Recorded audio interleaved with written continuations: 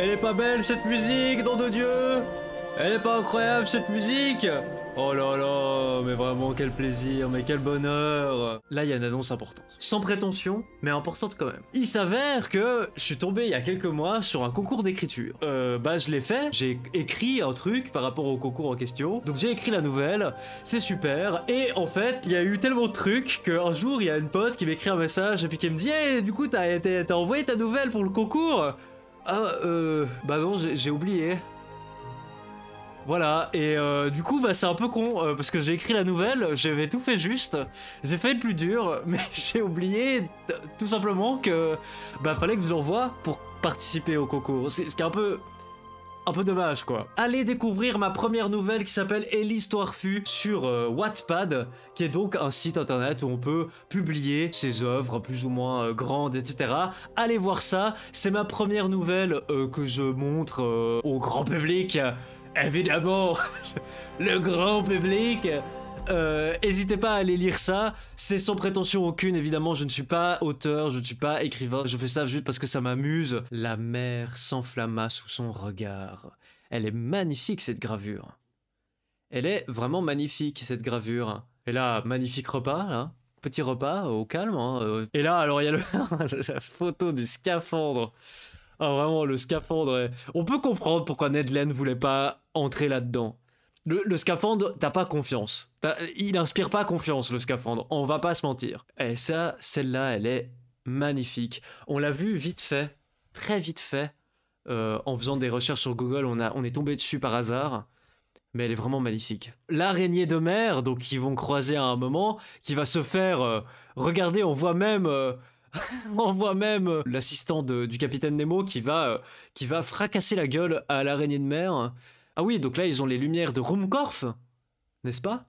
Et l'oiseau qui s'approchait en planant. Ah oui, parce qu'ils sont sous l'eau. Ah ouais, on voit pas très bien, mais là, en fait, ils sont sous l'eau, puis là, ils voient l'oiseau. Puis il va lui tirer dessus, le salopard. On va pouvoir se lancer dans nos aventures. Le chapitre 18. On avance, gentiment mais sûrement, 4000 lieues sous le Pacifique. Donc le lendemain matin de cette fameuse balade en forêt sous-marine bien sûr, 18 novembre, j'étais parfaitement remis de mes fatigues de la veille. Et je montais sur la plateforme au moment où le second du Nautilus prononçait sa phrase quotidienne. Il me vint alors à l'esprit qu'elle se rapportait à l'état de la mer, ou plutôt qu'elle signifiait « nous n'avons rien en vue ». Et en effet, l'océan était désert. Pas une voile à l'horizon. Les hauteurs de l'île Crespo avaient disparu pendant la nuit. La mer, absorbant les couleurs du prisme, à l'exception des rayons bleus, réfléchissait ceux-ci dans toutes les directions et revêtait une admirable teinte d'indigo. Une moire, à larges raies, se dessinait régulièrement sur les flots onduleux. Une moire, aspect changeant, chatoyant d'une surface. C'est le flot de la mer, hein. C'est qu'on voit... voilà, c'est ça les moires. C'est de voir les reflets sur l'eau, puis parfois, en fonction des vagues, de voir les ombres, etc. Et ça donne cette... comme on voit ici, en fait. Hein. Comme le reflet de l'eau, finalement. C'est beau, c'est marrant comme image. J'admirais ce magnifique aspect de l'océan quand le capitaine Nemo apparut. Il ne sembla pas s'apercevoir de ma présence et commença une série d'observations astronomiques.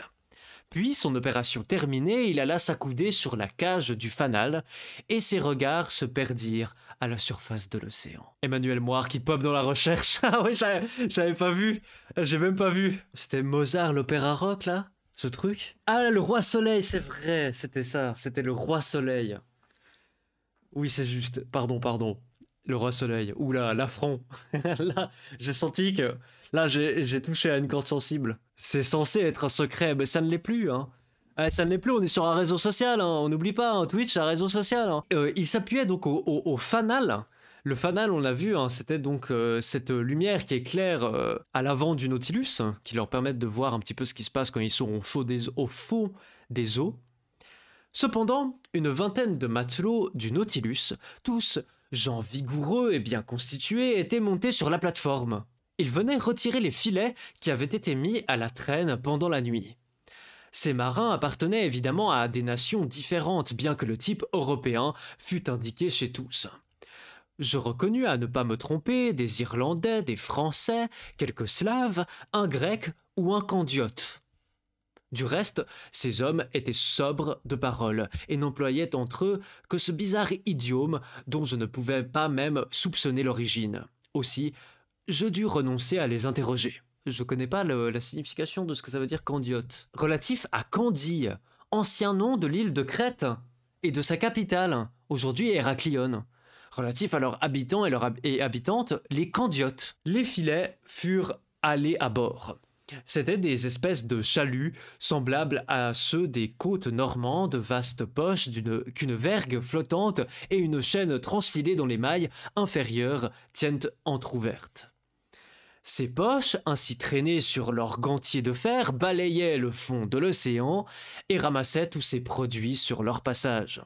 Ce jour-là, ils ramenèrent de curieux échantillons de ces parages poissonneux, des lofis auxquels leurs mouvements comiques ont valu le qualificatif d'histrions, des commerçons noirs munis de leurs antennes, des balistes ondulés entourés de bandelettes rouges, des tétrodons croissants dont le venin est extrêmement subtil, quelques lamproies olivâtres, des macro-rhinques couverts d'écailles argentées, des trichiures dont la puissance électrique est égale à celle du gymnote et de la torpille dont on a déjà vu dans les chapitres précédents, des notoptères, plusieurs variétés de gobies, etc.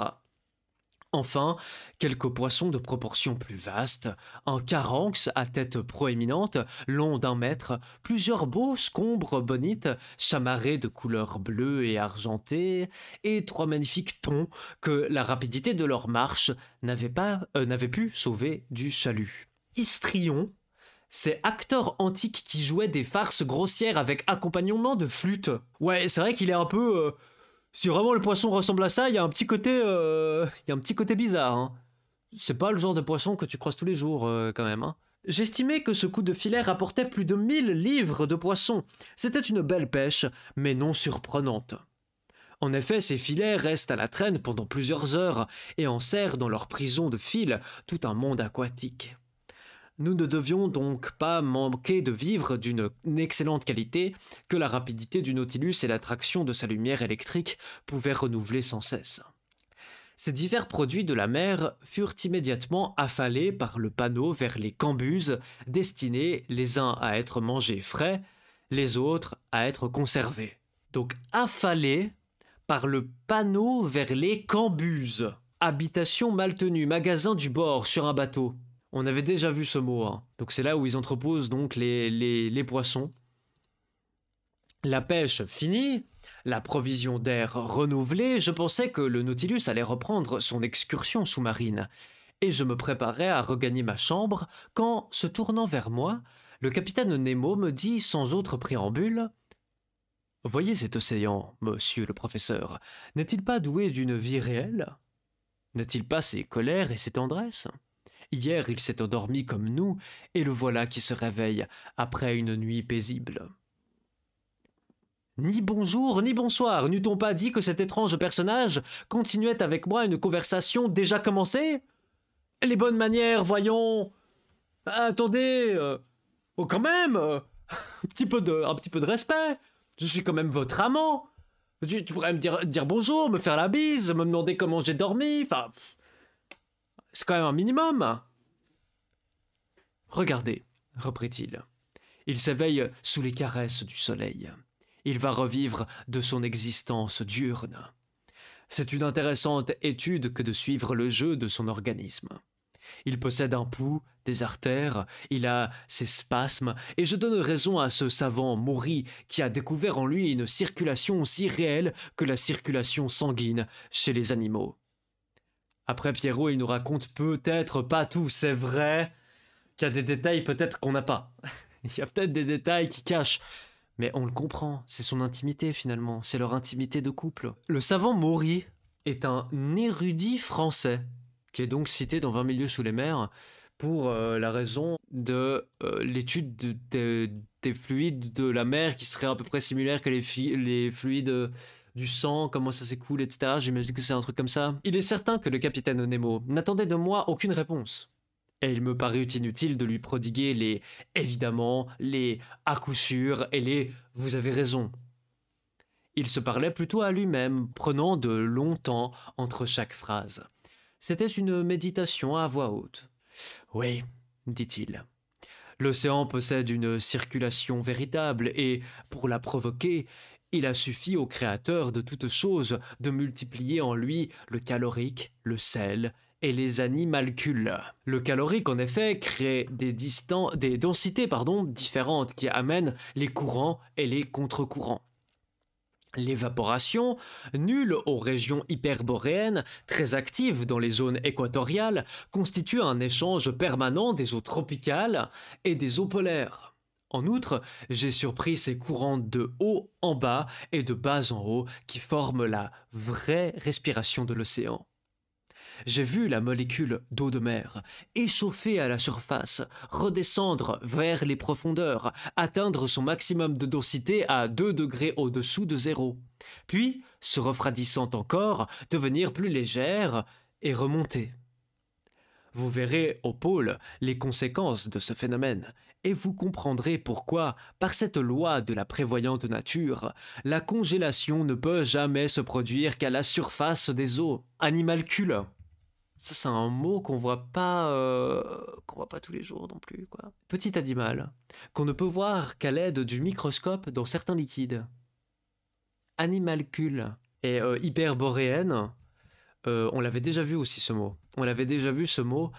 C'était donc l'extrême nord. Pendant que le capitaine Nemo achevait sa phrase, je me disais, le pôle. Est-ce que cet audacieux personnage prétend nous conduire jusque-là? Hein?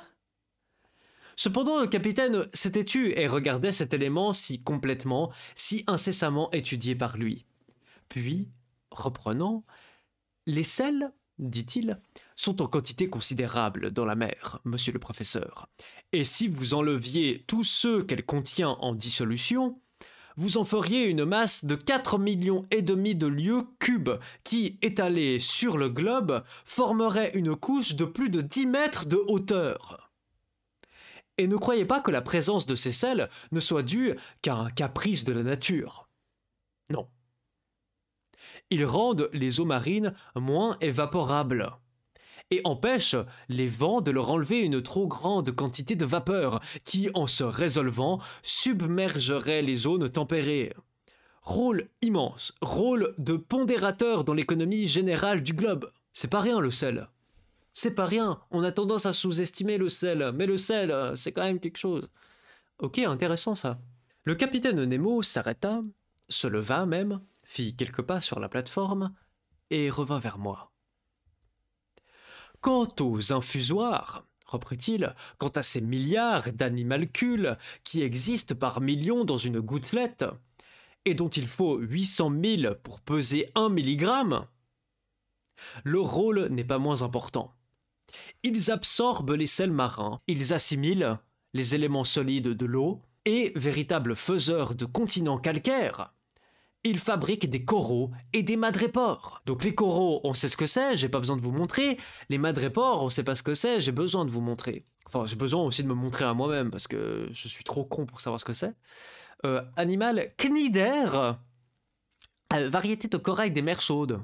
C'est des coraux aussi. Et alors, la goutte d'eau, privée de son aliment minéral, s'allège, remonte à la surface, y absorbe les sels abandonnés par l'évaporation, s'alourdit, redescend et rapporte aux animalcules de nouveaux éléments à absorber. C'est pas sorcier en fait, c'est Jamie Gourmaud. En fait, Capitaine Nemo, c'est Jamie. Putain, mais oui! De là, un double courant ascendant et descendant, et toujours le mouvement, toujours la vie, full cycle again. La vie plus intense que sur les continents, plus exubérante, plus infinie, s'épanouissant dans toutes les parties de cet océan, élément de mort pour l'homme, a-t-on dit, élément de vie pour des myriades d'animaux, et pour moi. Quand le capitaine Nemo parlait ainsi, il se transfigurait et provoquait en moi une extraordinaire émotion. Aussi, ajouta-t-il, là est la vraie existence. Et je concevrais la fondation de villes nautiques, d'agglomérations de maisons sous-marines qui, comme le Nautilus, reviendraient respirer chaque matin à la surface des mers, villes libres s'il en fut, cité indépendante. Et encore, qui sait si quelque despote... Le capitaine Nemo acheva sa phrase par un geste violent. Puis, s'adressant directement à moi, comme pour chasser une pensée funeste, « Monsieur Aronnax, me demanda-t-il, savez-vous quelle est la profondeur de l'océan ?»« Je sais, du moins, capitaine, ce que les principaux sondages nous ont appris. Pourriez-vous me les citer afin que je les contrôle au besoin ?»« En voici quelques-uns, répondis-je, qui me reviennent à la mémoire. Si je ne me trompe, on a trouvé une profondeur moyenne de 8200 mètres dans l'Atlantique Nord et de 2500 mètres dans la Méditerranée. Les plus remarquables sondes ont été faites dans l'Atlantique Sud, près du 35e degré. Elles ont donné 12 000 mètres, 14 091 mètres et 15 149 mètres. En somme, on estime que si le fond de la mer était nivelé, sa profondeur moyenne serait de 7 km environ. La fosse des Mariannes, c'est combien? 11 km de profondeur, à peu près. Voilà, comme ça on a un peu une idée de tout ça. Bien, monsieur le professeur, répondit le capitaine Nemo. Nous vous montrerons mieux que cela, je l'espère. Quant à la profondeur moyenne de cette partie du Pacifique, je vous apprendrai qu'elle est seulement de 4000 mètres. Ceci dit, le capitaine Nemo se dirigea vers le panneau et disparut par l'échelle. Je le suivis et je regagnai le grand salon. L'hélice se mit aussitôt en mouvement et le loch accusa une vitesse de 20 000 à l'heure. Pendant les jours, pendant les semaines qui s'écoulèrent, le capitaine Nemo fut très sobre de visite. Je ne le vis qu'à de rares intervalles. Son second faisait régulièrement le point que je trouvais reporté sur la carte, de telle sorte que je pouvais relever exactement la route du Nautilus. Conseil et Land passaient de longues heures avec moi. Conseil avait raconté à son ami les merveilles de notre promenade, et le Canadien regrettait de ne nous avoir point accompagnés. « Bah ouais, mais évidemment, mais il est con aussi !» Vraiment, mais pourquoi Ned Land, c'était probablement celui qui devait le plus participer à cette promenade dans la forêt, là. Mais j'espérais que l'occasion se représenterait de visiter les forêts océaniennes. On l'espère. Presque chaque jour, pendant quelques heures, les panneaux du salon s'ouvraient et nos yeux ne se fatiguaient pas de pénétrer les mystères du monde sous-marin. La direction générale du Nautilus était sud-est. Et il se maintenait entre 100 mètres et 150 mètres de profondeur. Un jour cependant, par je ne sais quel caprice, entraîné diagonalement au moyen de ses plans inclinés, il atteignit les couches d'eau situées par 2000 mètres. Le thermomètre indiquait une température de 4,25 centigrades, température qui, sous cette profondeur, paraît être commune à toutes les latitudes. Le 26 novembre, à 3 heures du matin, le Nautilus franchit le tropique du Cancer, par 172 degrés de longitude. Le 27, il passa en vue des Sandwich, donc les îles, où l'illustre Cook trouva la mort, le 14 février 1779. On avait déjà vu ça, hein. Île Cook est l'une des îles les plus méridionales des îles Sandwich du Sud, proche de l'île Tulle et de l'île Bellingshausen. Est-ce qu'on peut dézoomer un peu? Voilà, ok. Donc c'est là. C'est ici. Les îles Cook, donc Cook, il doit être un explorateur un peu, hein. James Cook, mais oui, bien sûr, vous l'avez vu en cours d'histoire. James Cook, explorateur, cartographe britannique, accédant au grade de capitaine, il fait trois voyages dans l'océan Pacifique, à l'occasion desquels il est le premier Européen à débarquer sur la côte est de l'Australie, en Nouvelle-Calédonie, aux îles Sandwich du Sud, là où il est décédé visiblement, et à Hawaï. Il est également le premier navigateur à faire le tour de l'Antarctique et à cartographier Terre-Neuve et la Nouvelle-Zélande. Nous avions alors fait 4860 lieues depuis notre point de départ. Le matin, lorsque j'arrivai sur la plateforme, j'aperçus à 2000 sous le vent Hawaï, la plus considérable des 7 îles qui forment cet archipel. Je distinguai nettement sa lisière cultivée, les diverses chaînes de montagnes qui courent parallèlement à la côte et ces volcans que domine le Mauna Rea, élevé de 5000 mètres au-dessus du niveau de la mer. Entre autres échantillons de ces parages, les filets rapportèrent des flabellaires pavonnés, polypes comprimés de formes gracieuses et qui sont particuliers à cette partie de l'océan. Flabellaires pavonnés. Encore une fois, on n'a pas d'image, quoi. On n'a pas d'image, mais qu'est-ce qu'il nous raconte? Est-ce que c'est ça? C'est difficile à dire. Polypes comprimés sont les unités individuelles des organismes de la classe des anthozoaires, qui comprend notamment les anémones et les coraux. La direction du Nautilus se maintint au sud-est. Il coupa l'équateur le 1er décembre par 142 degrés de longitude et le 4 du même mois, après une rapide traversée que ne signala aucun incident, nous eûmes connaissance du groupe des Marquises. J'aperçus à 3000 par 8 degrés 57 minutes de latitude sud et 139 degrés 32 minutes de longitude ouest la pointe Martin de Nuka-Hiva, la principale de ce groupe qui appartient à la France. Îles Marquises, on les a déjà vues. Ces coquines, regardez comme c'est beau. Donc là, on est en plein milieu du Pacifique. La pointe Martin de Nuka-Hiva, la principale de ce groupe qui appartient à la France, qui n'appartient plus à la France, je pense. Ah si, c'est de la Polynésie française, en fait, les îles Marquises. Désolé, hein, je suis pas français, donc je sais pas. Et Nuka-Hiva, donc là, on a la Polynésie française, etc. Bora Bora, tout ça. Et Nuku-Hiva, j'imagine que c'est maintenant le terme. Ok, ça a l'air magnifique, hein. Je vis seulement les montagnes boisées qui se dessinaient à l'horizon, car le capitaine Nemo n'aimait pas à rallier les terres. Là, les filets rapportèrent de beaux spécimens de poissons, des coryphènes aux nageoires azurées et à la queue d'or, dont la chair est sans rival au monde, des hologymnoses à peu près dépourvus d'écailles mais d'un goût exquis, des ostorhinques à mâchoire osseuse, des thasards jaunâtres qui valaient la bonite, tous poissons dignes d'être classés à l'office du bord. Des coryphènes aux nageoires azurées. Ouah, ça a l'air un petit peu... C'est un peu une sale gueule, hein. Je veux pas être méchant, mais c'est un peu une sale gueule quand même, hein. Hologymnose, là aussi, on a des images. Super. C'est joli, ça. C'est un peu phosphorescent comme ça, c'est très joli. Des thasards.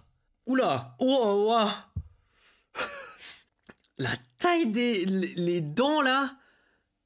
Oh, mais mon Dieu, mais c'est quoi cette horreur? Oh, vraiment, ouais. Je suis pas fan des poissons. C'est pas un truc... Mais pourquoi ils sont pas jaunâtres? Là, il dit qu'ils sont jaunâtres, notre ami Jules Verne. Thasard jaunâtre. Et là, paf, on a des images de 20 milieux sous les mers. C'est quand même dommage. Ça donne moyennement envie d'aller se baigner, là, quand même, quand on voit ça. Après avoir quitté ces îles charmantes, protégées par le pavillon français, du 4 au 11 décembre, le Nautilus parcourut environ 2000 milles. Cette navigation fut marquée par la rencontre d'une immense troupe de calamars, curieux mollusques, très voisin de la sèche. Ouais, calmar, aussi appelé calamar, je savais même pas qu'on pouvait dire calmar. Les pêcheurs français les désignent sous le nom d'encornets, et ils appartiennent à la classe des céphalopodes et à la famille des dibranchiaux, qui comprend avec eux les seiches et les argonautes. Ces animaux furent particulièrement étudiés par les naturalistes de l'Antiquité, et ils fournissaient de nombreuses métaphores aux orateurs de l'agora, en même temps qu'un plat excellent à la table des riches citoyens, s'il faut en croire Athénée, médecin grec qui vivait avant Galien. Les argonautes. Dans la mythologie grecque, les argonautes sont un groupe de héros apparaissant dans de nombreuses légendes. qui partirent d'Iolcos, l'actuel Volos, avec Jason, à bord du navire Argo, pour s'emparer de la Toison d'Or. La fameuse Toison d'Or, les amis. C'est Pélias qui ordonne à son neveu Jason de ravir la Toison d'Or.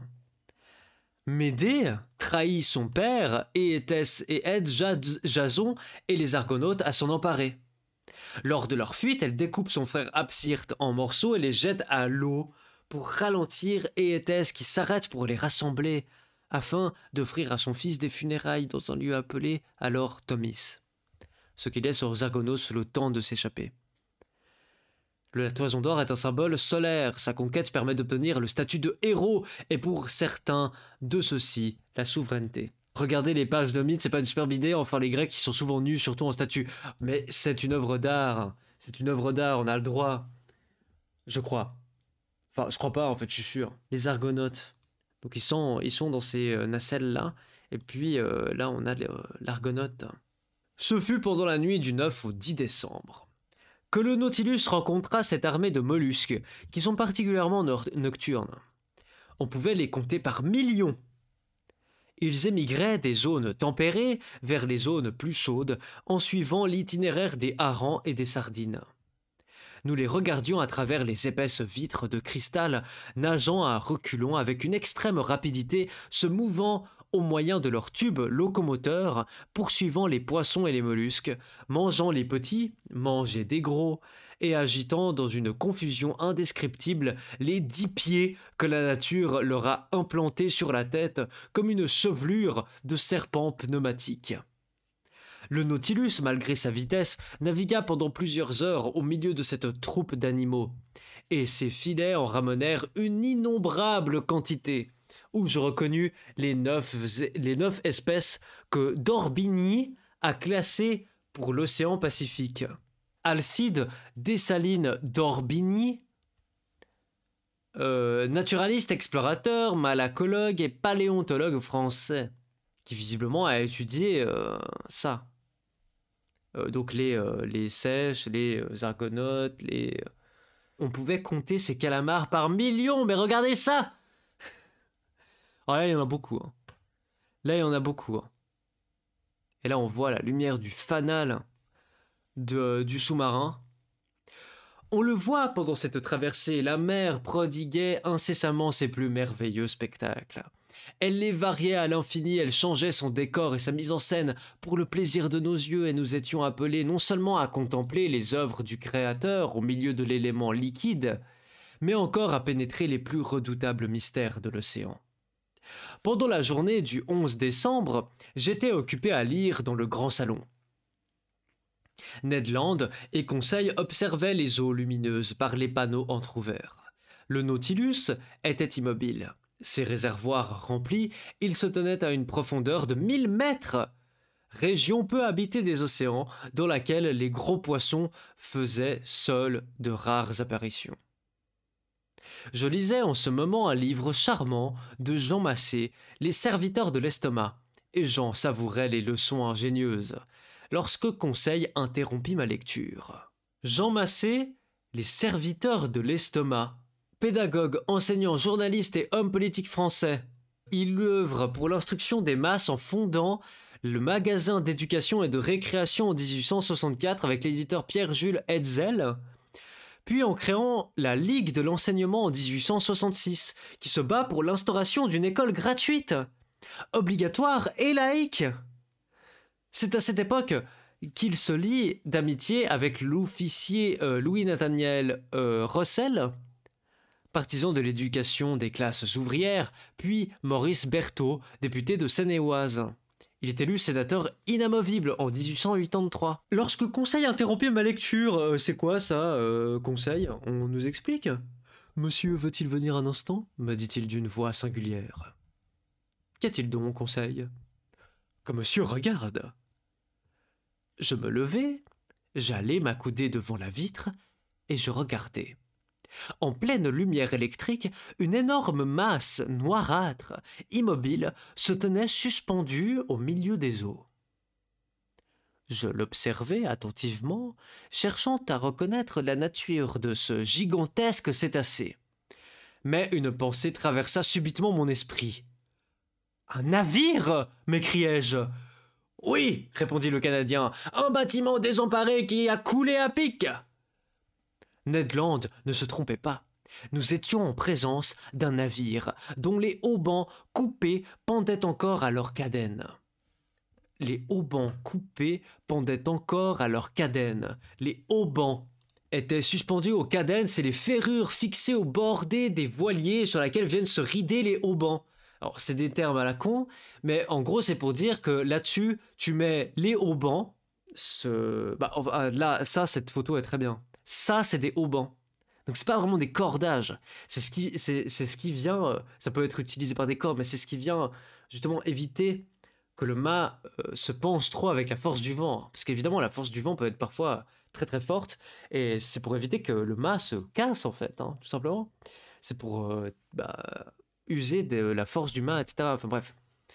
Et du coup, ces cadènes, c'est là où on accroche les haubans en question. Regardez-moi ça, ce pauvre petit navire. Pauvre petit navire qui a coulé, visiblement, qui est au fond de l'eau. Qui est au fond de l'eau, quoi. Parce qu'ils sont à plus de, je sais pas, à 1000 mètres de profondeur, donc... Sa coque paraissait être en bon état, et son naufrage datait au plus de quelques heures. 3 tronçons de mât rasés à 2 pieds au-dessus du pont indiquaient que ce navire engagé avait dû sacrifier sa mâture. Donc plus de mât. Mais, couché sur le flanc, il s'était rempli, et il donnait encore la bande à bâbord. Triste spectacle que celui de cette carcasse, perdue sous les flots. Mais plus triste encore la vue de son pont où quelques cadavres amarrés par des cordes gisaient encore. J'en comptai 4 hommes, dont l'un se tenait debout au gouvernail, puis une femme, à demi sortie par la claire-voie de la dunette, et tenant un enfant dans ses bras. Cette femme était jeune. Je pus reconnaître, vivement éclairé par les feux du Nautilus, ses traits que l'eau n'avait pas encore décomposés. Dans un suprême effort, elle avait élevé au-dessus de sa tête son enfant, pauvre petit être, dont les bras enlaçaient le cou de sa mère. L'attitude des 4 marins me parut effrayante, tordus qu'ils étaient dans des mouvements convulsifs et faisant un dernier effort pour s'arracher des cordes qui les liaient au navire. Oh, les pauvres, ils se sont fait emberlificoter par les cordes, c'est horrible. C'est la pire mort. C'est la pire mort, étouffé comme ça, c'est la pire mort. Seul, plus calme, la face nette et grave, ses cheveux grisonnants collés à son front, la main crispée à la roue du gouvernail, le timonier semblait encore conduire son 3 mâts naufragé à travers les profondeurs de l'océan. Si c'est l'Abraham Lincoln, je refuse. Bah, moi aussi. Hein. Il n'y avait pas eu mention d'une femme à bord de l'Abraham Lincoln, donc peut-être c'est pas ça, mais dans tous les cas, c'est horrible. Quelle scène! Nous étions muets, le cœur palpitant devant ce naufrage, pris sur le fait et, pour ainsi dire, photographié à sa dernière minute. Et je voyais déjà s'avancer, l'œil en feu, d'énormes squales, attirés par cet appât de chair humaine. Cependant, le Nautilus, évoluant, tourna autour du navire submergé et un instant, je pus lire sur son tableau d'arrière « Florida Sunderland ». Donc c'est probablement pas l'Abraham Lincoln, vu que il vient pas... Florida, c'est probablement pour la Floride, et l'Abraham Lincoln, c'est un bateau new-yorkais. Donc c'est pas l'Abraham Lincoln. Ça reste horrible, hein, ça n'en est pas moins horrible. Mais c'est vrai qu'on n'a pas eu tellement de nouvelles. On n'a pas eu tellement de nouvelles de nos amis de l'Abraham Lincoln. On ne sait pas ce qu'il en est d'eux, quoi. Où est-ce qu'ils sont? Qu'est-ce qu'ils font, quoi?